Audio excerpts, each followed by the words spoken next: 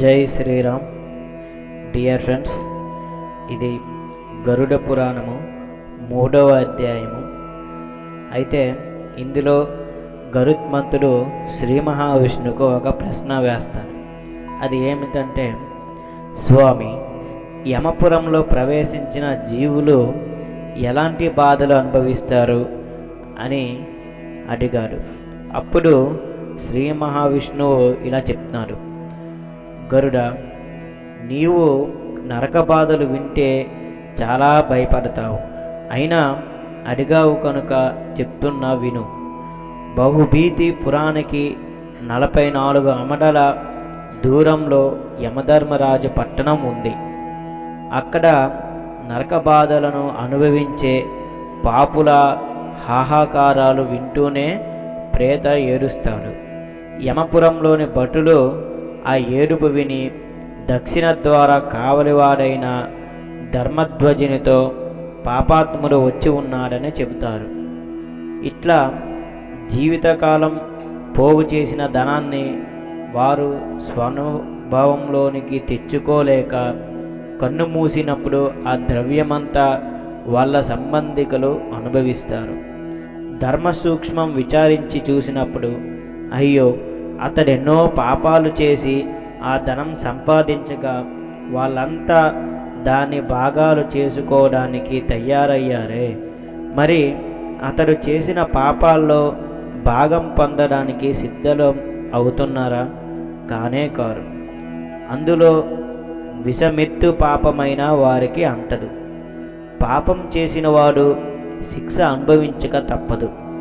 యమపురంలో ద్వారపాలకుడు ధర్మధ్వజుని ద్వారా చిత్రగుప్తునకు పాపి వచ్చాడన్న సమాచారం చేరగానే అతడు ఆ విషయాన్ని యమధర్మరాజుతో చెప్తారు. యమధర్మరాజుకు వచ్చిన పాపుల్లో ఎవరు నాస్తికులో ఎవరు మహాపాపాత్ములో తెలుసు. అయినా చిత్రగుప్తుని అడుగుతాడు. చిత్రగుప్తుడు సర్వజ్ఞుడైనా అతడు శ్రవణులను అడుగుతాడు. ఫ్రెండ్స్, ఇప్పుడు మీకు చాలా డౌట్ వస్తుంది, అసలు ఎవరు ఈ శ్రవణుడు? ఇప్పుడు ఆ శ్రీ మహావిష్ణువు ఈ శ్రవణుల గురించి మనకు స్పష్టంగా చెప్తున్నారు. ఏమని? శ్రవణులు ఎవరు? ఈ శ్రవణులు అనేవారు బ్రహ్మపుత్రులు. వీరు స్వర్గలోక, మనుష్యలోక, పాతాళ లోకాల్లో ఎక్కడైనా ఏ ఆటంకం లేకుండా సంచరించేవారు. దూరశ్రవణ, దూరదర్శనాది విద్యలు ఉన్నవారు. వారి భార్యలు అలాంటి వారే. వీరిని శ్రవణి అని అంటారు. వీరు 3 లోకాల్లోనూ ఉన్న స్త్రీల చేష్టలను బాగా గ్రహించగలరు. ఈ శ్రవణులు ప్రత్యక్షంగా పరోక్షంగా ఎవరేం పాపాలు చేశారో చిత్రగుప్తునకు చెప్తారు. యమధర్మరాజుకు గూఢాచారు లాంటి వారైన ఈ శ్రవణులకు మనుషులు త్రికారణలతో చేసిన మనోవాక్కాయ కర్మలు, పాపాలన్నీ తెలియగలవు. వీరు యథార్థవాదులు. దాన వ్రతాది పుణ్యకర్మలు చేసిన వారికి స్వర్గ సౌఖ్యాలు కల్పించడంలో వీరి పాత్ర ఉన్నట్లే. సత్యవాదులైన వీరి వల్ల పాపుల చరిత్రలు కూడా యమునికి తెలియగలవు. మనుష్యులు అహారహం చేసే సమస్త కృత్యాలు కనిపెట్టడమే వీరి పని. సూర్యచంద్రులు, వాయువు, అగ్ని, అంతరిక్షము, భూమి, నీరు, అంతరాత్మ, యముడు, రాత్రింపగళ్ళు, 2 సంధ్యలు ధర్మము, మానవుని ప్రవర్తనను ఎరుగుదురు. ధర్మరాజు, చిత్రగుప్తుడు, శ్రవణుడు, సూర్యుడు మున్నగవారు శరీరధారిని అతడు ఆమె చేయు పుణ్యపాపాలను చూస్తూ ఉంటారు. యముడు ఇలా శ్రవణ, చిత్రగుప్తాదుల సహాయం వల్ల మనుషులు పుణ్యపాపాలు తెలుసుకొని వారిని పిలిచి తన నిజరూపాన్ని చూపిస్తాడు. యముని శరీరము మిక్కిలి పెద్దది, చాలా భయంకరంగా ఉంటుంది. అతని హస్తమున దండము ఉంటుంది. మహిషము అంటే దున్నపోతును ఎక్కి ఉంటాడు. అతని స్వరము ప్రళయకాలపు మేఘగర్జన వలె ఉంటుంది. కాటుక కొండవలే నల్లగా వాని రూపం ఉంటుంది. వాని ఆయుధాలు మెరుపుల వలె మెరుచుతూ ఉంటుంది. ఇట్టి ఆయుధములను 32 చేతులతో ధరించి భయంకరుడై ఉండును. 3 యోజనముల పొడవుగా ఉండును. అతని కన్నులు దిగుడు చావుల వలె ఉండును.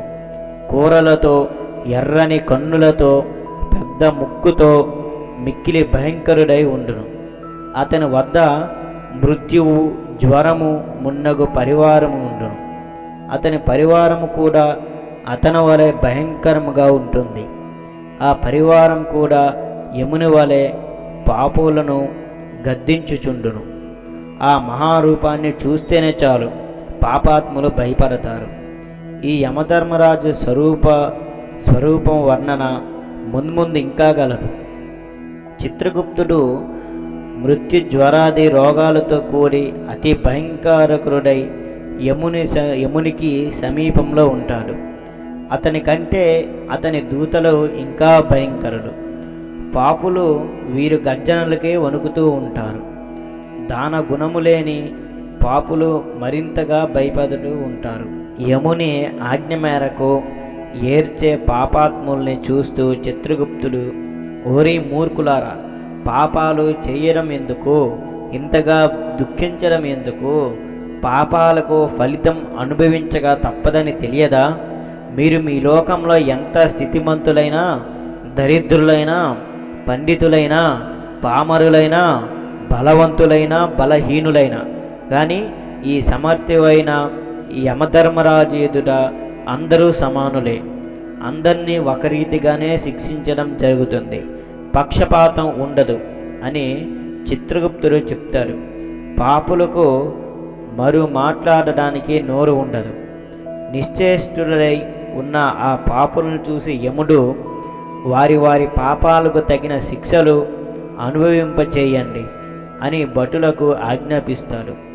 చంద్రుడు, ప్రచండుడు మొదలైన దూతలు నిర్దయాత్ములై పాపులందరినీ ఒక త్రాడుతో కట్టి నరకాల దగ్గరకు తీసుకొని పోతారు. అక్కడ ఒక పెద్ద వృక్షము ఉంటుంది.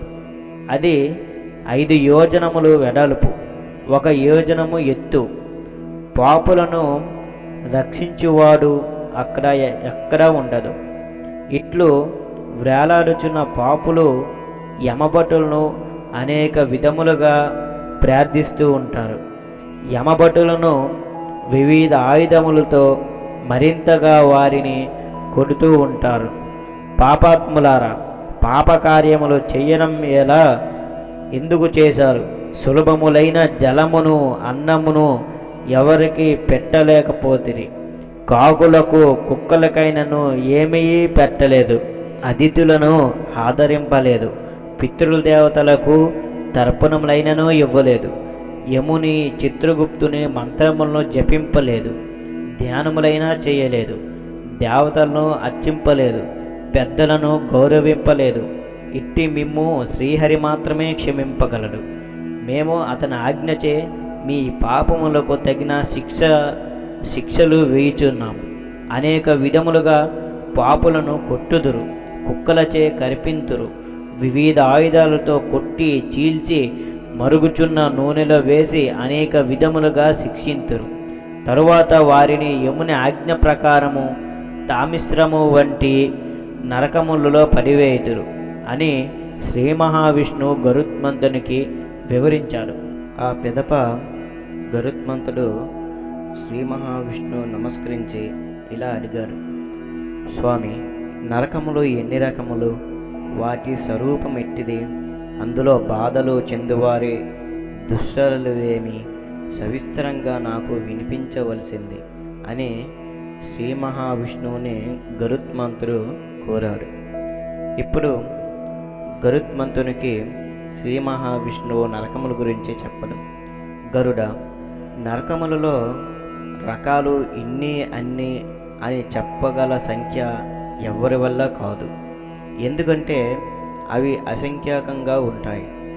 మానవుని చిత్త ప్రవృత్తుల్లో ఎన్ని దుష్టపు ఆలోచనలుంటే వాటన్నిటికీ మనస్సంబంధి నరకాలు చూడవలసి వస్తుంది.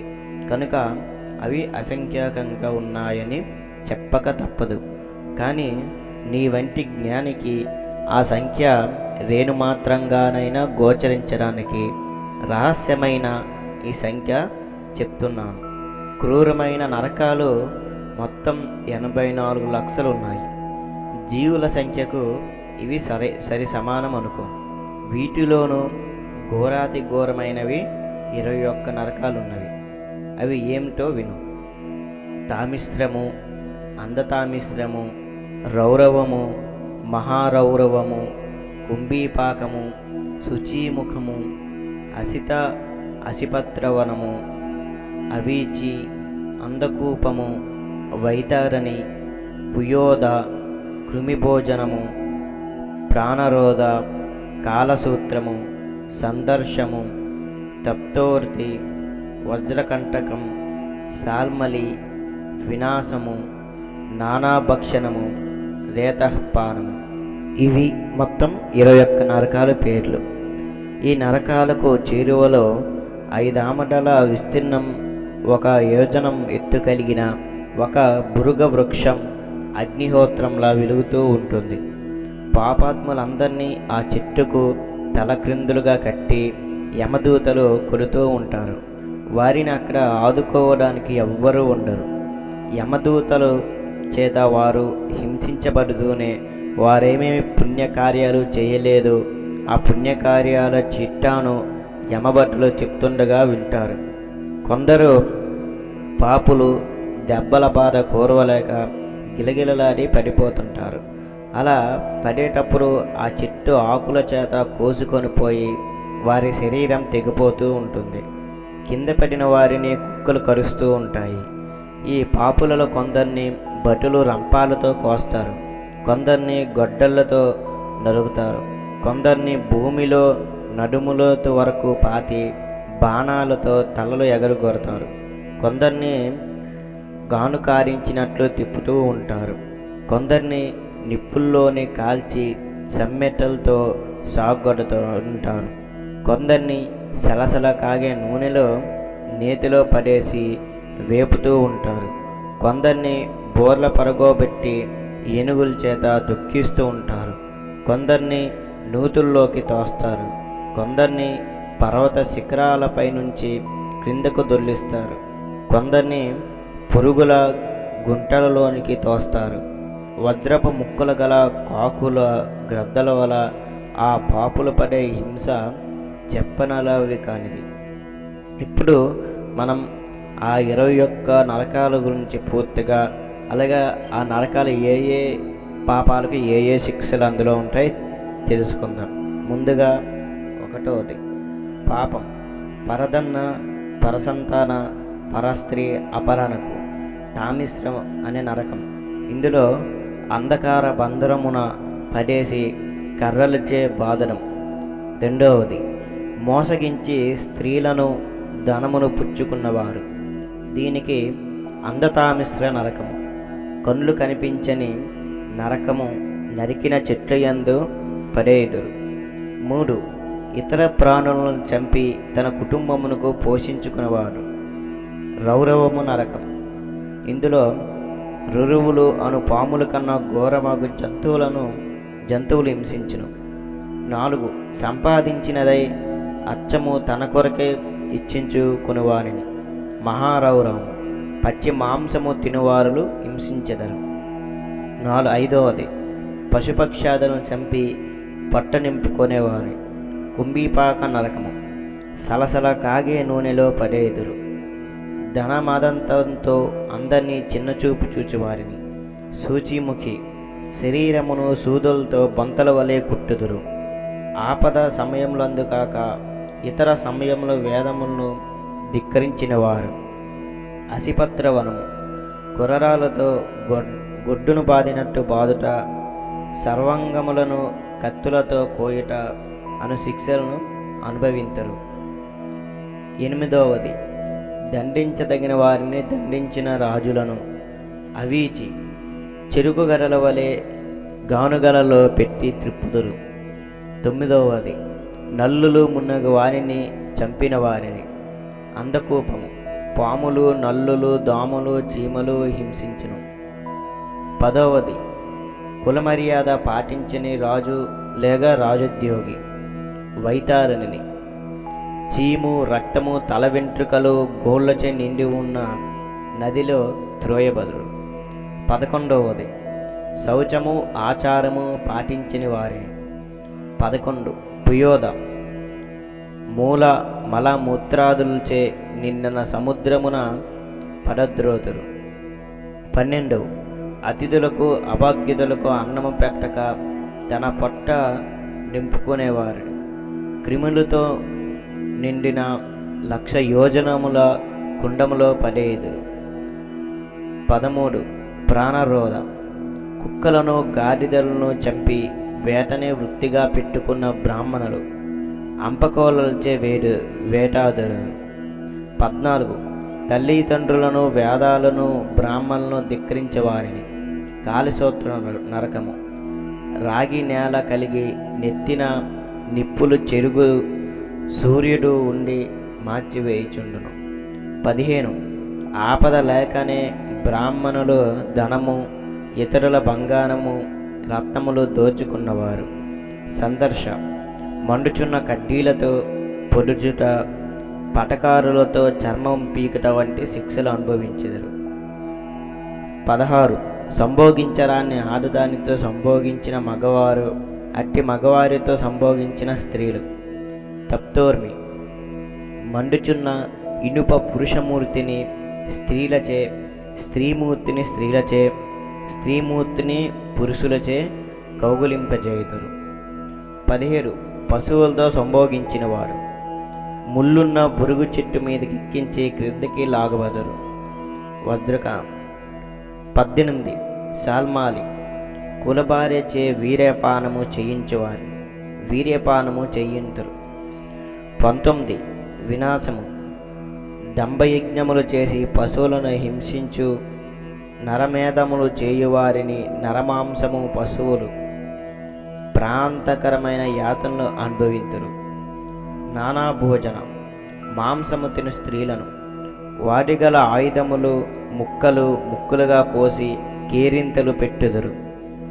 21 రేతఃప్రాణము, వ్రతనిష్ఠతో ఉండి మద్యపానము చేసిన బ్రాహ్మణులు, సోమాపానము చేసిన క్షత్రియులు, వైశ్యులకు కరిగిన ఇనుము త్రాగించుదురు. ఇండ్లు తగలబెట్టుట, విషము పెట్టుట, బీడార్లు దోచుట, గ్రామాలకు కీడు చేయవారిని సారమేమో ధనము. వజ్రముల వలె కరుకుగా ఉన్న కోరులు గల 700 జాగిలములు పీక్కొని తినును. ప్రాణికోటికి భయము కలిగించు ఉగ్ర స్వభావులను దండసూకర నరకము. 5 తలల 7 తలల పాములు, ఎలుకలు హింసించినట్టు హింసించెదరు. గదుల్లోనూ నూతుల్లోనూ ఇతరులను బంధించిన వారిని అవధ నిరోధన, విషాగ్నులు మండించి విషప పొగలు పెట్టి ఉక్కిరి బిక్కిరి చేయుదురు. అతిథులను, అభాగ్యతలను గద్దించిన వారిని పర్యావర్తన, కనుగుడ్లను కాకులచే పొరిపింతురు. నిరాపరాధులైన అడవి జంతువులను, ఊర పశువులను నమ్మించి పొడిచి చంపినవారు శూలప్రోతము, శూలములచే పొడవబడి కుంభ కంబములను ఎక్కింపబడదురు. అబద్ధ సాక్ష్యములు చెప్పినవారు, లావాదేవీలో బొక్కినవారు అవీచిమింత 100 యోజనలు ఎత్తైన పర్వత శిఖరముల నుండి పరద్రోసి పచ్చడి చేయబడుదురు. తనకన్నా అధికుని తిరస్కరించని వారిని క్షారకర్దము, తలక్రిందులుగా పరద్రోసి బాధలు పెట్టుదురు. ఇవి ఫ్రెండ్స్ మొత్తం 21 యొక్క నరకాల పేర్లు, అలాగే వాటికి ఏ ఏ పాపాలు చేస్తే ఏ ఏ నరకాలు, దానికి శిక్షలు తెలుసుకున్నాం కదా.